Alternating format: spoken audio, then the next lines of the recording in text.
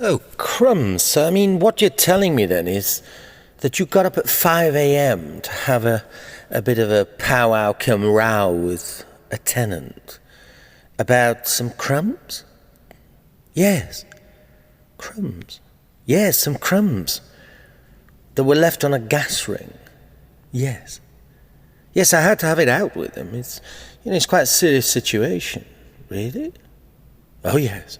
You don't see, if you don't nip this sort of thing in the bud, then, it moves on to more of a slovenly approach to hygiene, and it gets bigger and bigger. Bigger and bigger. What sort of thing did he say then? Well, he said that, that the gas ring had been, too hot to wipe up the crumbs, and he'd then forgotten about it. Right. Well, that's the sort of thing that we've all done, isn't it? I mean, yeah, that's plausible. I mean, you hardly want to get your fingers burnt, as it were, on a red-hot gas ring, and it could have forgotten. Well, be that as it may, I've had to tell him and have it out with him, And I did mention, that I was once thrown out of. It was a much more palatial residence in Malibu. I was thrown out of my abode by a French guy who, was renting me some space, and when I got back, he'd put everything on the stoop, and when I said to him, "What are you doing?" He told me, that he couldn't live with anyone with a slovenly approach to things, and yeah, and that was it. He ousted me, evicted me. So it's about crumbs then. Yes. I mean, like the French guy said, crumbs, it's crumbs that broke the camel's back. They accumulate like dust. They begin to accumulate, you see. And then you're left with this time bomb situation of mold, mildew, and detritus, dirty detritus. Next thing, you've got, mice and rats and stuff that are feeding off them, and more rodents. And then the other things come to eat the rodents. You shut down, it becomes a total health hazard. And, you've got to remember, I think you're going a little OTT, on this. What? You're going a little OTT. Not at all. I mean, if it gets out of hand, then you're infested with it.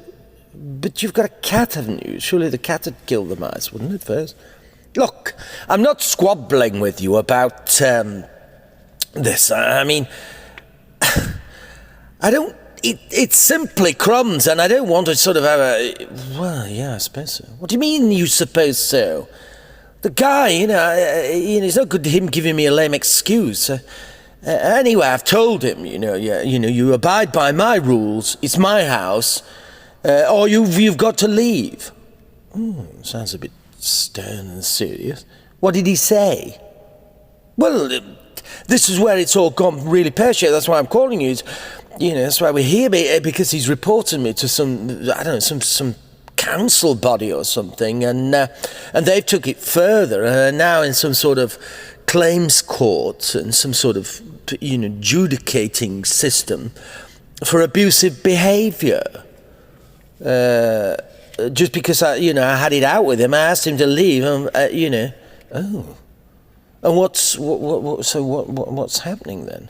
Well, it's gone to such extreme nonsense. The council, they've sent a woman round with endless clipboards and paperwork, and she served me an order because I got a bit sort of irate with her. She served me an order that I can't come within, restraining order sort of thing, the council order, and I can't come within half a mile of this guy now. Oh, so what does that mean? Well, it means, for Christ's sake, that I've had to move in with my mother. Oh, dear God.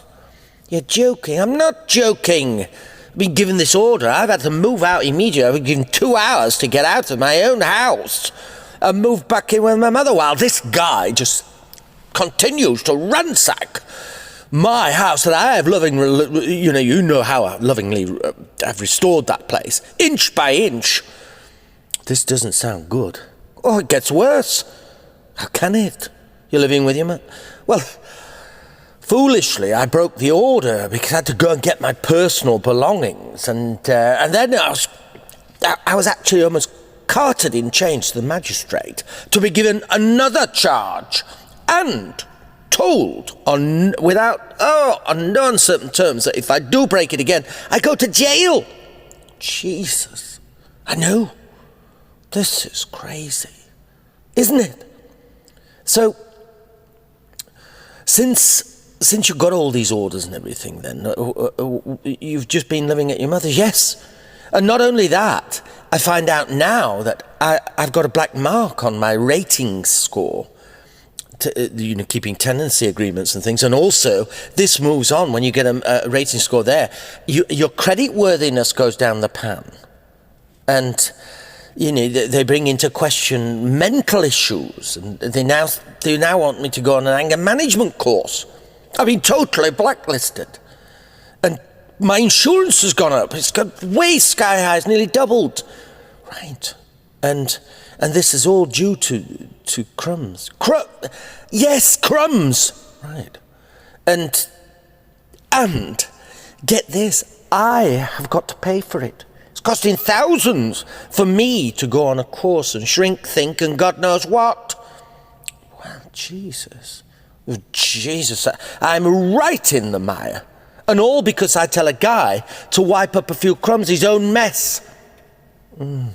This is bad. It's really bad. It's thousands of pounds down the pan, and I cannot rent properties till I've done the courses. Sounds a bit like a speed awareness, doesn't it? What? I said it sounds like a bit like, the speed awareness. What the hell's a driving speed awareness got to do with me?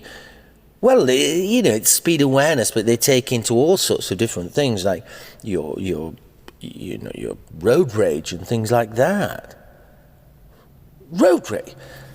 It's nothing like road rage. Well, it is in a sense, it's anger management. They do that while you're there. Have you been on one? No, I haven't been on one. Yeah. Well, they do bring into all sorts, they go into, different aspects of the human psyche when you... Oh, look, let's get back to the management. It's going to cost me, above £3,000 or £4,000. And not only that, the guy who's now in my house, the claimant, as they call him, is doing me for damages, distress, if you please. Damages. He wants to, yes, domestic terrain trauma he's calling it. He's taking me to the small claims court for £10,000 due to me, trying to, causing him a bit of a distress and telling him that if he doesn't obey by the rules, then I'm going to have to evict him. Oh, this is turning into something serious. You're too right, it's turning into something serious. I'm the one that's been evicted. Yes, well... Mind you, I'm not being funny, but, you've got to be careful. You can't just evict. Is he a professional type chap? Oh, well, he must be if he's getting up at 6 o'clock. What time does he get back? Well, it doesn't matter what time he gets back. Well, 12, 14 hours. He must be a professional guy. I mean, you've got to be careful, about throwing these guys into the street. Look, I was only telling him to follow the rules. Yeah, your rules, but... and obey your commands, but, I mean, is this the thing you should do?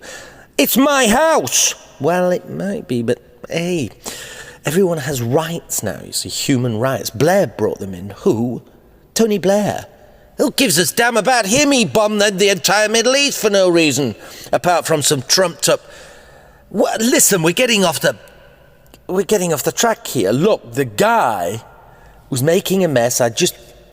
Firstly, politely, and then it got a little bit sterner, I know. But you see, it was just crumbs. What sort of crumbs were they? Crumbs?